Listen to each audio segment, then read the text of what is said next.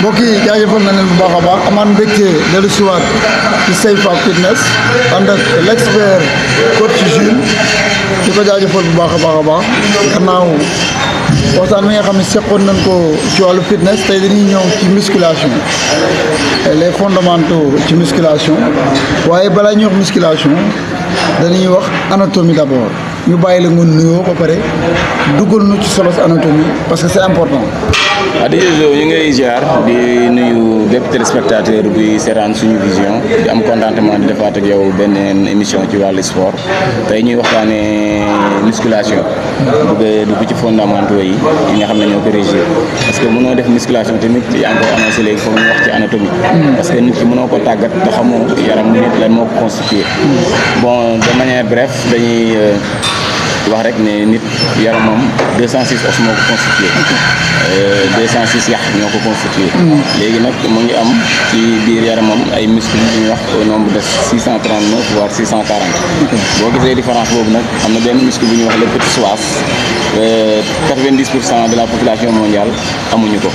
moo tax ñu am différence boobu ñuy wax daan naan de 639 voire 640 léegi nag boo xoolee muscles yooyu dañ koy répartir en 3 groupes li ñuy waxee les muscles striés squelettiques li ñuy wax les muscles lisses ak li ñuy wax muscle cardiaque. ñett yooyu ñu am mais ñun nag ñuy def musculation muscle bu ñu xam ne moom la ñuy liggéeyal moo ñu soxal mooy les muscles striés squelettiques yi nga xam ne seen mouvement dafa volontaire yow yaa leen di stimuler pour ñu dem yaa leen di defloo benn mouvement ñu def ko yooyu ñoo ñu soxal léegi nit ki boo xoolee tamit muscle yi lu koy relier ak os yi dafa am lu ñuy wax les tendons yi mooy relier le muscle et l'os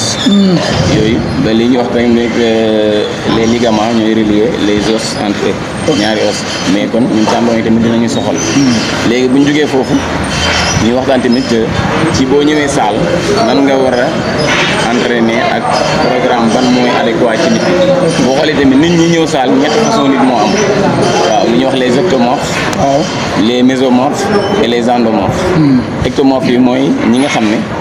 seen métabolisme dafa rapide ñi nga xam ne duñu am graisse stock de graisse parce que dañuy peiner pour am muscle mooy ñu tuuti ñi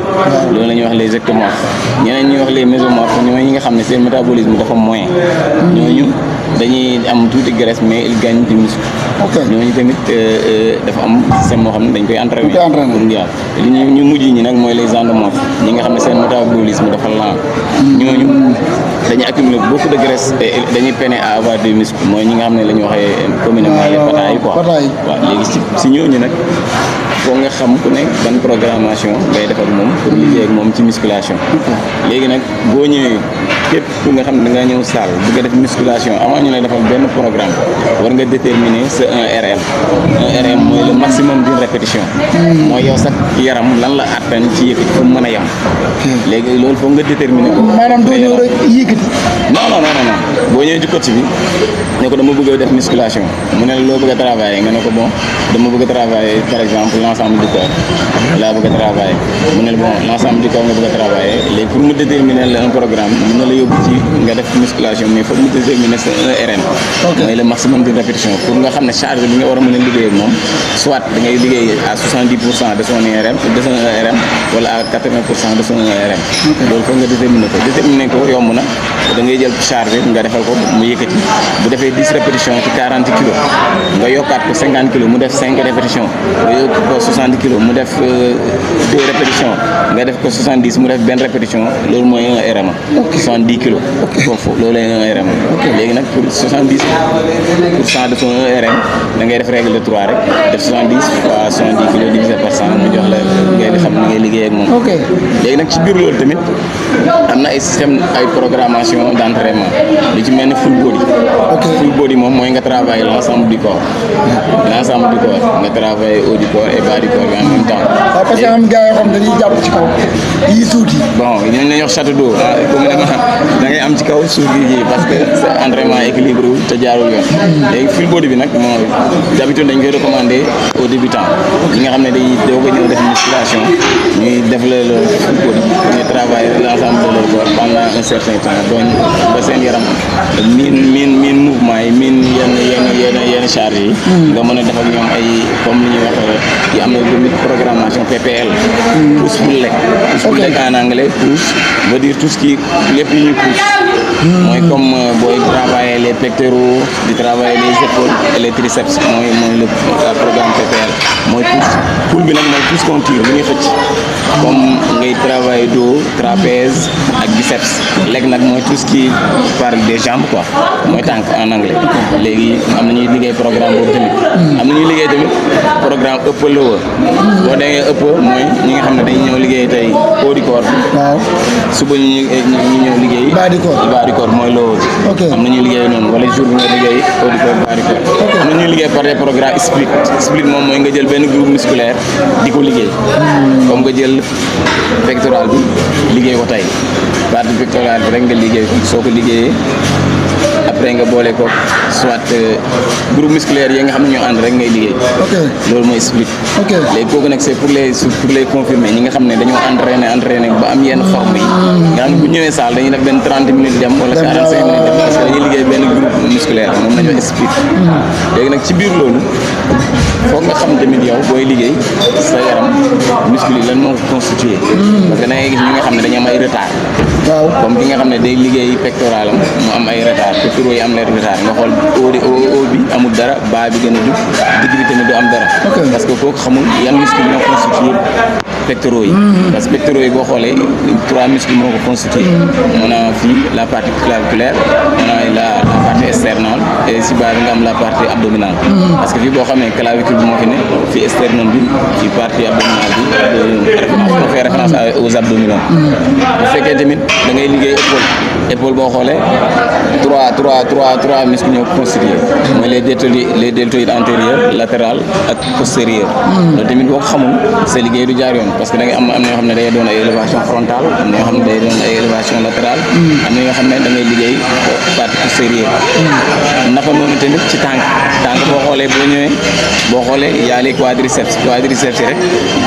4 muscles ñoo ko constitué moo tax ñu naan les quadriceps. da ngay am le droit fémoral am le veste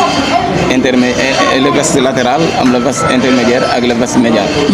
loolu 4 muscles ñoo ko constitué. te am na ñoo ko war a mën a liggéey. nga dem ci ginnaaw am nga les ischio-jambiers 3 muscles ñoo fa nekk. mooy le biceps fémoral le semi-tendineux ak le semi-membraneux ñoo fa nekk. naka noonu comme tànk yi tamit boo wàccee am nga da nga fay am les biceps sural mooy gastrocnémie moom la ñuy wax communément mollet yooyu yëpp dafa am loo koy entraîner. mais ci biir loolu dafa am lu koy régir tamit mooy li ñuy wax l'amplitude du mouvement. parce que mouvement nekkul rek fu ne ngay jëmale muscle parce que am na muscle yoo xam ne am na yoo xam ne duñ ko def. dafa mel ne la ñuy wax dafa am lu ñuy wax rotation am lu ñuy wax extension am lu ñuy wax flexion am lu ñuy wax adduction am lu ñuy wax abduction. waaw léegi nag bu fekkee ne yaram dafa am ñaari parties yoo xam ne moom ñoo gën a mobile ci articulation yi nit muy l'épaule muy le scapula huméral articulation scapulo-humérale parce que c'est composé par le scapula et l'humérus l'os du bras. ñoo gën a mobile kooku moom dafa mobile parce que day def adduction def abduction def rotation def flexion def extension. boo jógee foofu da ngay am tamit bi coxo-fémoral bi mooy l'articulation coxo-fémorale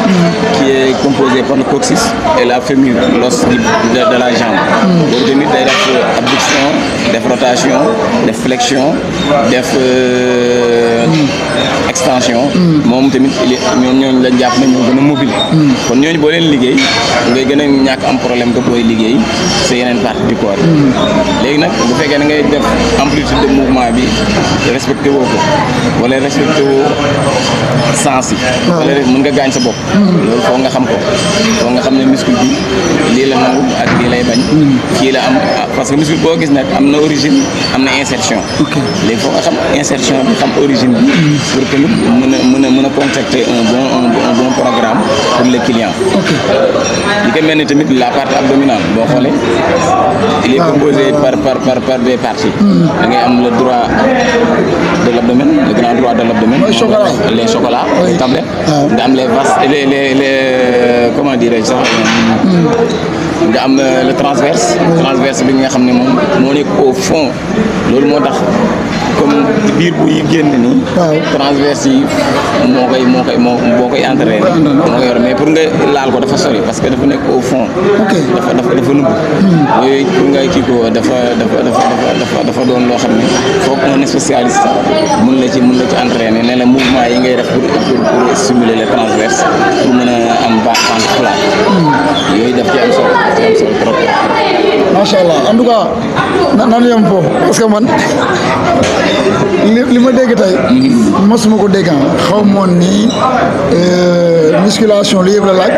même yaramu nit aussi li mu composé peut-être am na ñu ci xamoon. mais am na yu bëri yoo xam ne tey jàng nañ ko. par rapport ak émission bi tey. ñu fekk la vraiment yaa ngi ci liggéey yaa ngi war a commencer li nga xam moom mooy séance yi en tout cas ñu bàyyi la nga tàggu ba beneen yoon incha allah. waaw di jëzo incha allah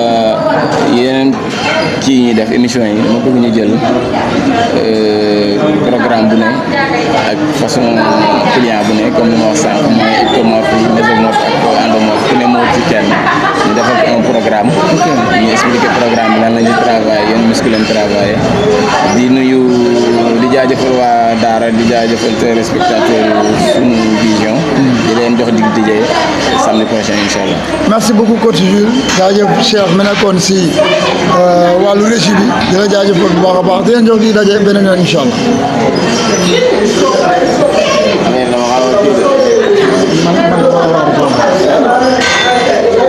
comme ay ciment. non c'est li baax la docteur.